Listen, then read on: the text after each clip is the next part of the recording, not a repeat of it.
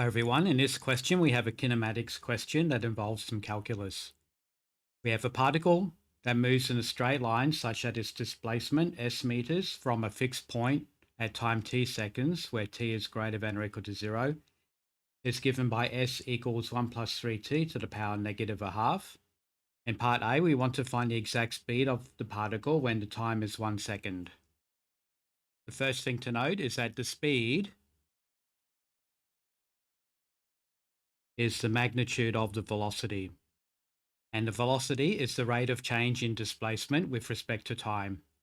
So let's write our displacement function. S is 1 plus 3t to the power negative a half. And we want to find the velocity function. So we need to calculate ds dt. We'll do this using the chain rule. So we have ds dt. And looking at our displacement function, we bring the negative a half to the front. We write down our function 1 plus 3t. And then we have negative a half minus 1, reduce the power by 1, and multiply by the derivative of the inner function. So 1 plus 3t, when you take the derivative of this, you'll get 3. We therefore get negative 3 on 2 times 1 plus 3t to power negative 3 on 2. And this is our velocity function. Now we can find the velocity when the time equals 1 second. So at t equal 1, we'll substitute t equal 1 into our function.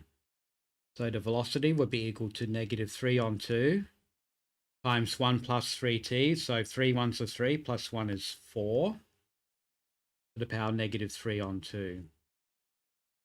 So we can write that as negative 3 on 2 times 4, which is 2 squared, to power negative 3 on 2.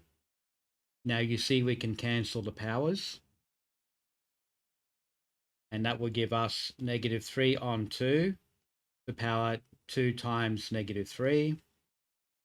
So we'll have negative 3 on 2 times 1 on 8. This will give us negative 3 on 16 for the velocity. So now we need to find the absolute value of the velocity, and that will give us the speed. So the absolute value of negative 3 on 16 is going to be 3 on 16. So the speed of the particle at t equals 1 second will be 3 on 16 meters per second. So this is the answer to part A. In part B, we're going to show that the acceleration of the particle will never be 0. So let's write down our velocity function, which was v equals negative 3 on 2, 1 plus 3t to power negative 3 on 2. The acceleration is the rate of change in the velocity with respect to time. So the acceleration will be equal to dv dt. Let's calculate the derivative. We have dv on dt. So again, we bring the power down to the front. So we have negative 3 on 2 times negative 3 on 2 times 1 plus 3t. And negative 3 on 2 minus 1 will be negative 5 on 2, multiplied by the derivative of the inner function here, so that would be 3 again. This will give us 9 on 4 times 1 plus 3t times negative 5 on 2 times 3. So at the end, we'll get 27 on 4 times 1 plus 3t to power negative 5 on 2. And that's your acceleration function. Now we need to show that the acceleration function can't equal 0. So we'll write a equals 27 on 4 times 1 plus 3t to power 5 on 2. It's not possible for the acceleration to be equal to 0 because you have a non-zero constant in the numerator. We can say that for all values of t,